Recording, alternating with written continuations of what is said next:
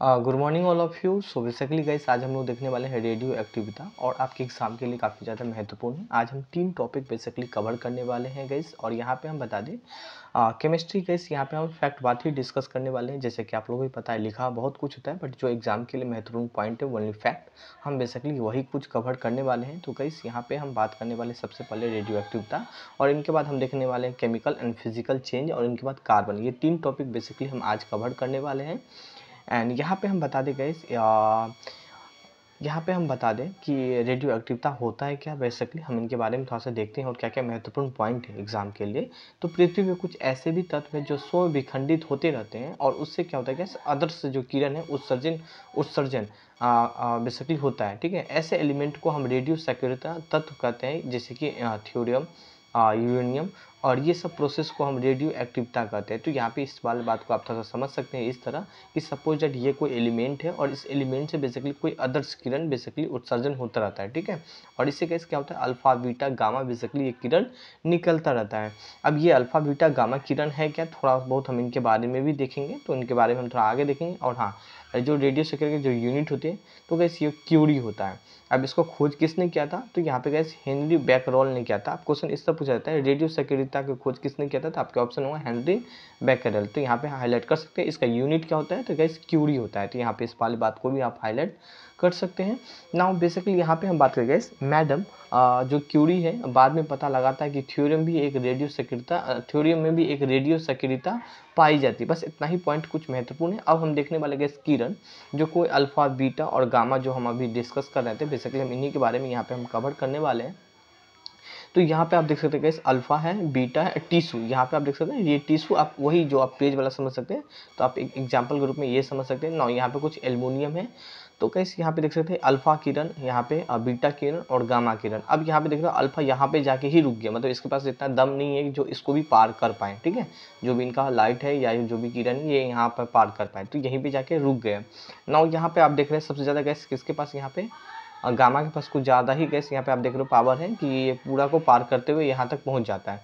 अब अल्फा पे क्या होता है गैस पॉजिटिव होता है, बीटा पे नेगेटिव चार्ज होता है। इस चीज़ को आप लोग थोड़ा सा हाईलाइट कर सकते हैं। और गामा जो होता है वो न्यूट्रल होता है। तो यहाँ पे ये बात को आप हाईलाइट कर सकते हैं। और बेसिकली अब देखते हैं क्या क्या महत्वपूर्ण पॉइंट है। बेसिकली यहाँ पे ये सारा जितना भी पॉइंट है गैस आपके एग्जाम के लिए काफ़ी ज़्यादा महत्वपूर्ण होगा। तो जैसे कि गैस अल्फा पे हम ऑलरेडी बता चुके हैं कि पॉजिटिव चार्ज होता है, बीटा पे नेगेटिव चार्ज होता है और गामा क्या होता है गैस न्यूट्रल होता है, मतलब उदासीन बोलते हैं। तो इस चीज़ को थोड़ा सा हाईलाइट कर सकते हैं ना। अल्फा के चाल क्या होता है गैस कम होता है। मैंने अभी जस्ट आप लोगों को बताया कि अल्फा इतना मोटा तगड़ा होता है कि इस चीज़ को पार नहीं कर पाता है। तो इनका आप समझ सकते हैं कि इनका जो चाल मतलब जो स्पीड होता है वो बहुत ही कम होता है। ठीक है, और बीटा क्या होता है गैस हमेशा एक मीडियम में ही रहता है, नहीं अप होता है नहीं डाउन होता है, एक मीडिएटर के रूप में ही रहता है गैस।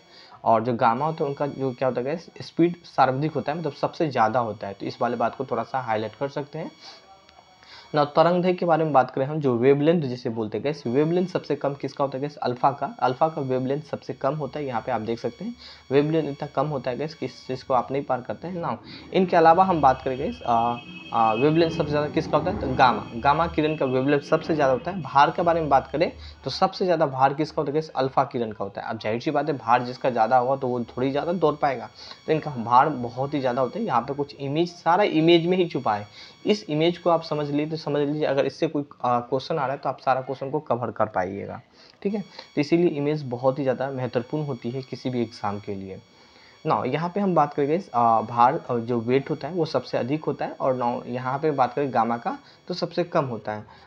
यहाँ पे हम बात करें शक्ति के बारे में तो सबसे ज़्यादा शक्ति किसके पास होता है, अल्फा के पास होता है। और यहाँ पे किसके पास कम होता है, तो गामा। और जो बीटा है हमेशा गैस न्यूट्रल ही रहता है, नहीं इसमें ज़्यादा नहीं इसमें कम, आप एक मीडियम के रूप में ही हमेशा कार्य करता है। ठीक है, वेदन क्षमता, ठीक है, वेदन क्षमता सबसे कम किस में होता है गैस, यहाँ पे ऑलरेडी आप देख सकते हैं इनको भी पार नहीं कर पाया। और यहाँ पे इन सबको तो दूरी की बात है, सबसे ज़्यादा वेदन क्षमता किसके पास है गैस, यहाँ पे गामा के पास है। तो यहाँ पे आप देख सकते हैं ये वेदन क्षमता सबसे ज़्यादा किसके पास है, तो गामा के पास है। और वेदन क्षमता सबसे कम किसके पास है, तो अल्फा किरण के पास है। तो ये सारा बात को आप हाईलाइट कर सकते हैं। ये जितना भी बात यहाँ पे मेंशन है सारा इमेज से ही बेसिकली सारा पॉइंट मेंशन किया गया है। तो ये इमेज आप लोग समझ सकते हैं ना। आगे हम कुछ देखने वाले हैं गैस पॉइंट, क्या क्या महत्वपूर्ण पॉइंट है।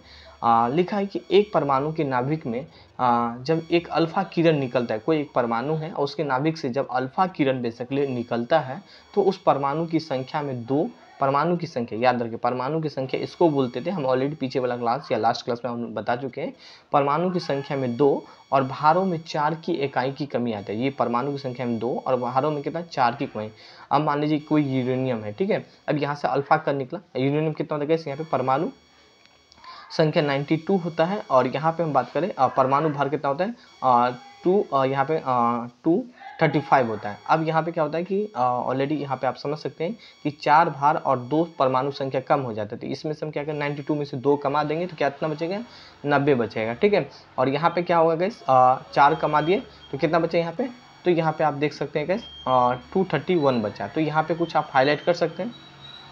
तो गैस ये क्या बन गया, ये थ्योरियम बन गया, ठीक है, और इसे क्या बोलते हैं हीलियम बोलते हैं। तो खैर ये चीज़ को समझना नहीं है, एग्जाम्पल के रूप में हम सेट किए थे आपको समझने के लिए, ठीक है ना। क्वेश्चन पूछा भी जाता है कि इस तरह क्वेश्चन आपसे पूछा जाएगा कि किसी परमाणु नाभिक से 2 परमाणु संख्या और परमाणु भार 4 निकलता है तो उसे हम क्या बोलते हैं, इसे क्या कहते हैं। तो कैसे इन्हें हम बोलेंगे, आपके ऑप्शन में होगा अल्फा किरण, तो आप टिक लगा सकते हैं, या किसी और तरीका से भी क्वेश्चन घुमा के पूछा भी जाएगा ना। यहाँ पे हम बात करने वाले हैं गैस क्वेश्चन नंबर 2, और क्वेश्चन नंबर 2 के बारे में बात करें, सॉरी पॉइंट 2 का बारे में बात देखें। परमाणु नाभिक के बीटा कण, कोई परमाणु के नाभिक है, अब मान लीजिए उसमें क्या होता है गैस बीटा कण अगर निकलता है तो परमाणु की संख्या में 1, ठीक है, परमाणु की संख्या में 1 का कमी आता है यहाँ पे, ये है गैस बीटा, और परमाणु की संख्या में 1 और 1 वृद्धि होता है, ठीक है, बढ़ता है, यहाँ पे घट रहा था, और परमाणु भार में कोई परिवर्तन नहीं होता है, मतलब पहले जितना था अभी भी इतना ही होगा।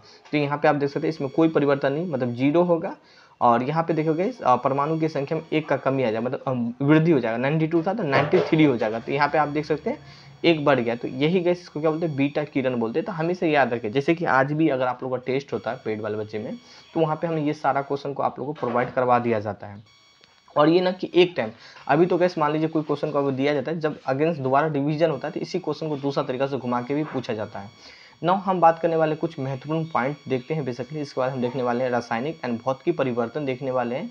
तो गाइस यहाँ पे देखें, हीलियम के नाभिक में जो होता है 2 प्रोटॉन और 2 न्यूट्रॉन होता है। सीधा क्वेश्चन पूछ दिया जाएगा कि हीलियम के नाभिक में बेसिकली क्या होता है, तो आपके ऑप्शन होगा 2 प्रोटॉन 2 न्यूट्रॉन, तो आप टिक लगा सकते हैं।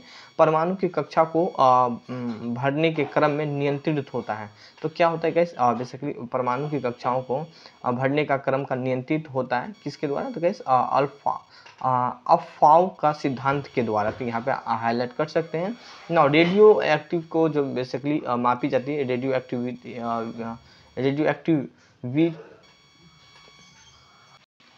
एक्टिविटी जो मापी जाती है वो गाइगर काउंटर से मापी जाती है। रेडियो एक्टिविटी का जो आविष्कार किसने किया था, तो कैसे हेनरी बैकरेल ने किया था। कब किया था, तो 1800, डेट नहीं पूछा बट इनका नाम जरूर पूछा था, इस चीज़ को थोड़ा सा हाईलाइट कर सकते हैं। नाउ अब हम देखते हैं guys physical and chemical change के बारे में देखने वाले हैं, जिसे हम बोलते हैं रासायनिक एंड भौतिकी परिवर्तन के बारे में। यहाँ से भी क्वेश्चन पूछ लिया जाता है। नाउ 1 या 2 नंबर क्वेश्चन गैस अक्सर एग्जाम में देखा जाता है, मैक्सिमम एग्जाम में 1 या 2 क्वेश्चन यहाँ से भी होता है। तो बेसिकली हम देखने वाले गैस भौतिक परिवर्तन देखने वाले हैं। भौतिक परिवर्तन की बात करें, ऐसा परिवर्तन जिसमें नया पदार्थ नहीं बनता है। नाउ यहाँ पे देखें या इसको हम इस तरह भी बोल सकते हैं, पदार्थ के रासायनिक गुणधर्म में कोई परिवर्तन नहीं होता है। इनके कहने का मतलब है कि अगर कोई पानी है ना, तो वो पानी ही होगा। अगर किसी भी तरीका से अगर आप स्टीम कीजिए या कुछ भी कीजिए तो उसमें कोई भी चेंज नहीं हो, कोई भी केमिकल चेंज नहीं होगा, तो उसे हम क्या बोलेंगे, फिजिकल चेंज बोल सकते हैं। एग्जाम्पल के रूप में आप समझ सकते हैं, बेस्ट एग्जाम्पल, जब कोई पानी को उबालते हैं और पानी को उबालने के बाद क्या होता है, एक स्टीम बनता है।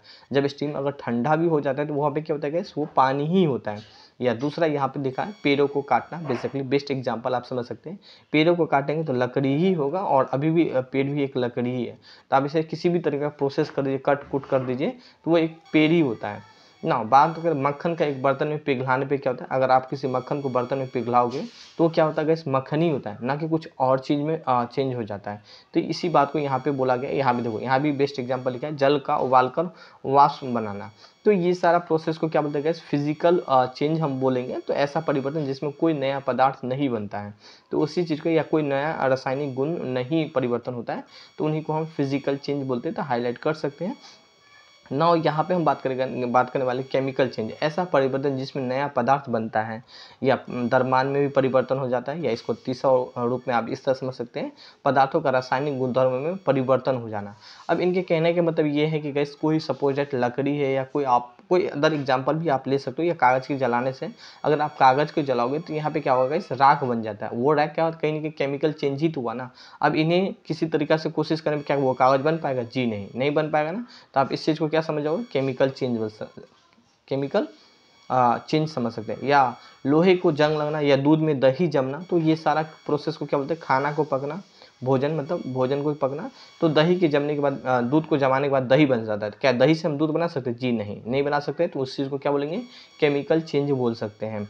अब फिजिकल चेंज में क्या था कि हम उस प्रोसेस को मान सपोज पानी को गर्म करने के बाद पानी बना लेते थे, तो पानी ठंडा होने के बाद भी फिर पानी बन जाता था। यहाँ पे नहीं बन पाएगा।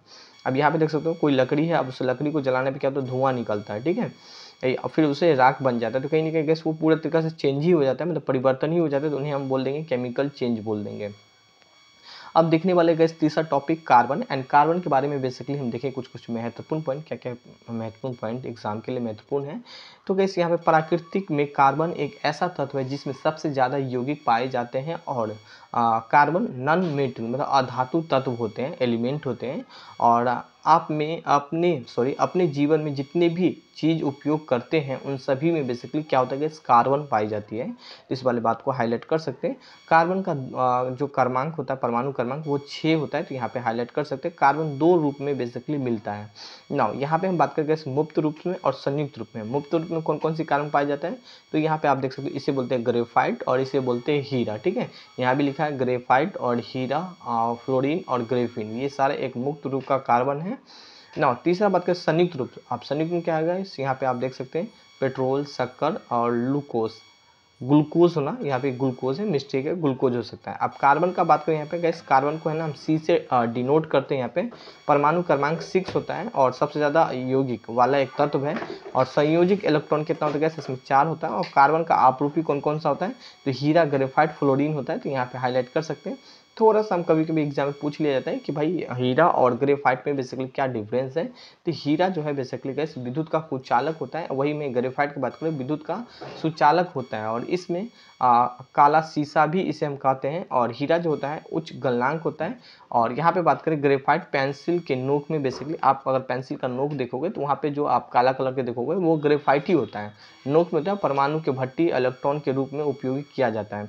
और हीरा की बात करें दर में नहीं घुलता है, और एक तरीका आता है पारदर्शी होता है। पारदर्शी मतलब आप हीरा को लोगे तो एक पार से दूसरी पार देख सकोगे ना। उसका 1 कैरेट बराबर होता है 0.2 ग्राम होता है। तो यहाँ पे हाईलाइट कर सकते हैं। आगे हम देखने वाले गए संयुक्त रूप से बेसिकली क्या क्या है। तो गए संयुक्त रूप से हम बात करें, कोयला में carbon, hydrogen, nitrogen, sulphur, phosphorus पाया जाता है। और अलग अलग प्रकार के कोयले में कार्बन की मात्रा अलग अलग होती है, ठीक है। अब यहाँ पे हम बात करने वाले हैं कोयला का जो प्रकार होता है, तो कितने प्रकार का होता है, तो कैसे लिग्नाइट होता है जिसमें 25 से लेकर 35% तक कार्बन पाई जाती है, बाकी कुछ अदर पाई जाती है, ठीक है।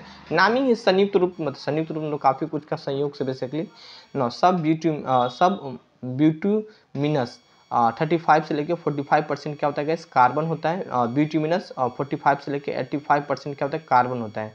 एंथ्रासाइट क्या होता है, 85% से अधिक बेसिकली क्या होता है गैस, कार्बन होता है। तो यहाँ पे ये सारा बात को आप हाईलाइट कर सकते हैं ना। ये कुछ गैस कोयला का प्रकार हुआ। एग्जाम्पल के रूप में आप देख सकते हैं एथेनसाइट, ब्यूटेनसाइट, लिग्नाइट, पीट, सब में कुछ अलग अलग आपको डिफरेंस दिख रहा होगा, ठीक है। यहाँ पे कुछ ज़्यादा ही वो लाइट दिख रहा है ना। अब हम देखते हैं गैस कुछ नेक्स्ट पॉइंट, और नेक्स्ट पॉइंट देखने की कोशिश करें कि ठोस जो कार्बन डाइऑक्साइड होता है, अक्सर एग्जाम में पूछा जाता है, ऐसा सूक्ष्म बर्फ होता है, बेसिकली ये एक सूक्ष्म बर्फ होता है। यहाँ पे सिंपली इस तरह क्वेश्चन पूछा जाता है कि ठोस कार्बन डाइऑक्साइड क्या होता है, तो एक आपके ऑप्शन में होगा सूक्ष्म बर्फ होगा, तो आप टिक लगा सकते हैं।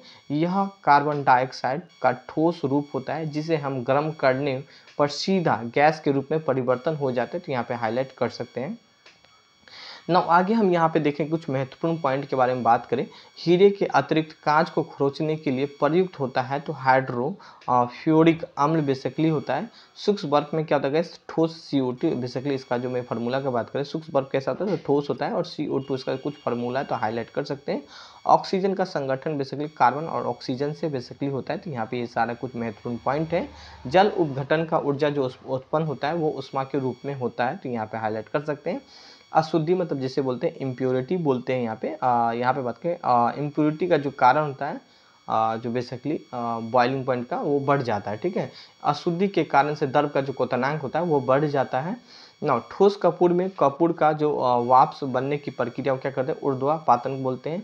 चांदी के काले रंग का परत, यहाँ पे मैं बात करूँ गाइस, परत चढ़ाने का उदाहरण क्या बोलते हैं, संरक्षण बोलते हैं, जिसे क्रोजन भी बोल सकते हैं आप एग्जाम्पल।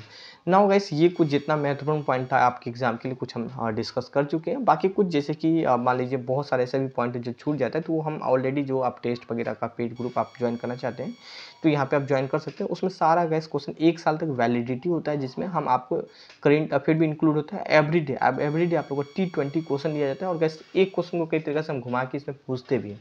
तो आप लोग को ज्वाइन करना है तो यहाँ पे आप ज्वाइन कर सकते हैं। ये मेरा कुछ व्हाट्सअप नंबर, मेरी टीम से बात कर सकते हैं, जिसमें आपको थ्योरी और टेस्ट, डेली टेस्ट होता है गैस यहाँ पे प्रोवाइड करवा सकते हैं, ठीक है, जिसमें करेंट अफेयर वगैरह सब इंक्लूड होता है। Thank you, have a nice day. 500 rate है गैस, वन टाइम पेमेंट करना होता है आपको। Bye bye.